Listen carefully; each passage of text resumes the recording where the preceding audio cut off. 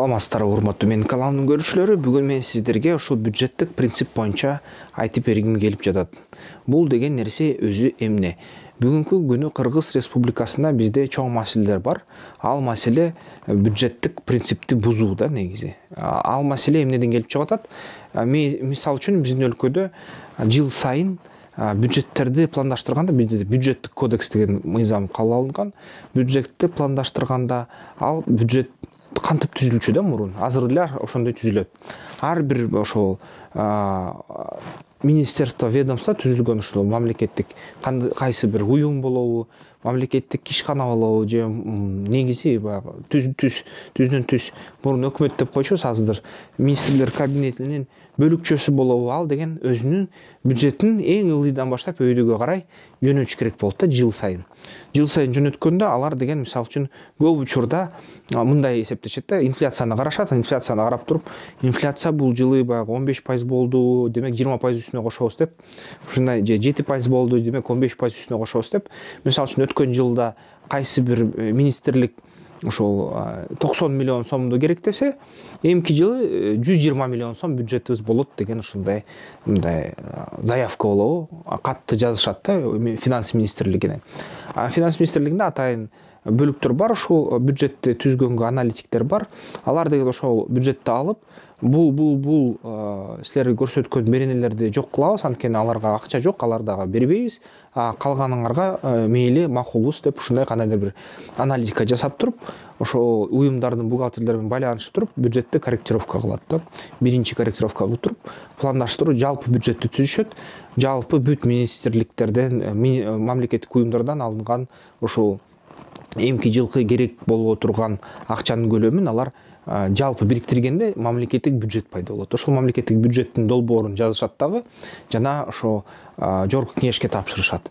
Министрлер кабинетинин башчысына түшөт, төрагасына түшөт.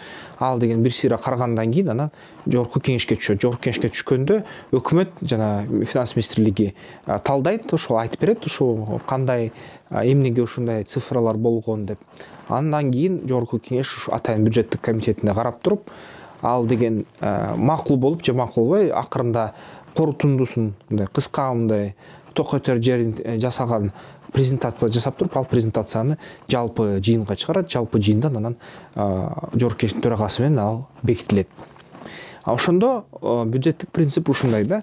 Ар бир мекеме, ар бир мамлекеттик мекеме эмки жылдын чыгашаларын кандай божомолдойт да. Божомолдогондо ушул инфляцияны айлалычы 20% эле кошуп коелучу деген эле принцип болот да. Ошондуктан Кыргызстанда ички мамлекеттик карыз өсө берет жылдан жылга. Бул деген ички мамлекеттик карыздын өсүшүнүн негизги себеби да. Анткени ушинте берсе, албетте 20% кошо берсе, 10% кошо берсе, мындай бармактан суроо берсе, келечектеги боло турган кымбатчылыкты эске алып туруп. Ошондо дайыма мамлекет таба турган акчанын көлөмү ушул мамлекет керектей турган акчанын көлөмүнөн азыраак болуп калат. Ошондуктан бюджеттик дефицит пайда болот да. Бюджеттик дефицит пайда болгону демек деген ушул эмки жылда ушул мекемелер ушунча акча сурап атат, а биздин анык мындай акча табуу жөнүндө эмес. Мисал үчүн алар сурагандан 80% да, 20% дефицит болуп калат. Ошондуктан баягы жыл ортосунда, жайларында же күздө өкмөт кээде айтып калат да, кабинет министрлиги бизде боло турган дефицит 35 миллиард сом болот же 20 миллиард сом болот деп. Анан бул деген нерсе өзү начар нерсе да. Бул деген пландаштыруунун начар жолу. Анткени ошол нерсе эмнеге алып келет? Жылдан жылга сырткы карыз көбөйө берет. Сырткы карыздын ичинде ички карыз да көбөйө берет. Анткени баягы жыл сайын бизде дефицитти жабалы эмесе баягы биздин мамлекеттик уюмдардын астындагы бюджеттик баягы иштеген адамдардын астындагы бизде карыз көбөйөт деп, биздин мамлекет колун шилтеп эл аралык уюмдарга барат. Эл аралык уюмдар анан грант бере баштайт да. Грант жарым кредит, жарым грант кылып туруп, кайсы 4%, 3%, 2%, 0,2%, 0,5%, жалпысынан алганда 3% мындай жылдык пайыз менен ушун беришет бизге кредиттерди. Анан ошол дефицитти жапканга ал акчаны колдонот өкмөт же министрлер кабинети. Жана ушинтип жыл сайын сырткы карыздын көлөмү өсө берет. Экономисттер көп айтат, ал деген анчалык жаман эмес, мамлекет өнүгүш керек, өнүгүш үчүн сырткы карыз өсө берсин, мейли. Мисалы үчүн кошуналарыбызды алалы, Казакстанды алсак, Американы, Кошмо Штаттарды алсак, эң күчтүү мамлекет. Анда ички карыз, жарандардын астындагы карыз менен кошо санаганда, сырткы карыздын санаганда, ошо 13, 14, 15 триллиондон ашып баратат, 17 триллионго чейин чыгып кетти деп айтып атышат. Демек, бизге деле ал нерсе кылса болот, өкмөт ошол карызга бата берсе, негизи өлкөнүн ичинде өнүгүү болот. Бул деген жаман эмес деп айтышат да. Бир четинен, экинчи четинен болсо, бул деген сырткы күчтөргө ошол финансылык институттардын астында толук көз карандылыкты жаратат.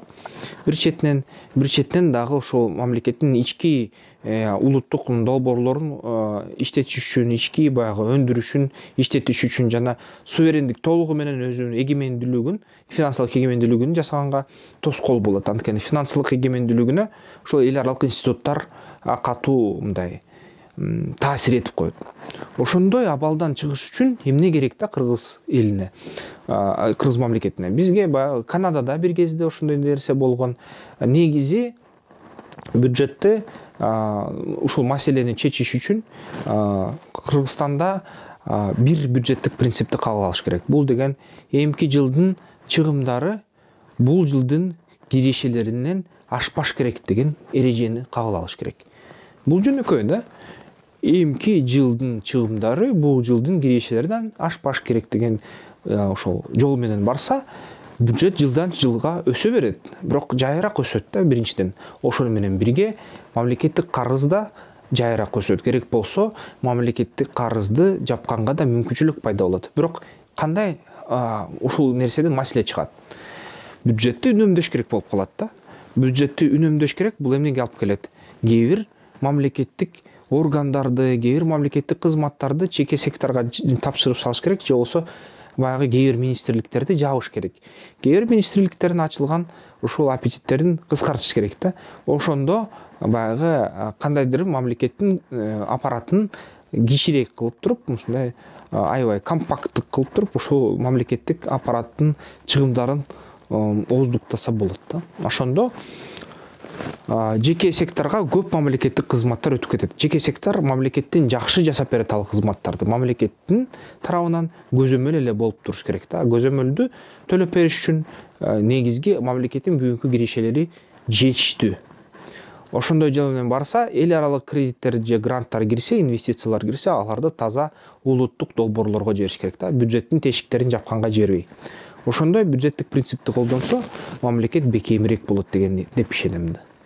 Ошондуктан бул видеону бөлүшкүлө, тааныш экономист, финансисттер болсо, мамлекеттик кызматкерлер болсо, Минфинде иштегендер, тааныштар болсо, ушул видеону бөлүшүп койгула.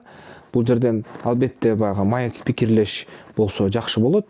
Талаш тартыш болсо да жаман эмес да, анткени кээде талаш тартыштын артынан билинбеген жаңы маалымат алса болот, ал нерсе менен жакшыраак чечимдер чыгарса болот.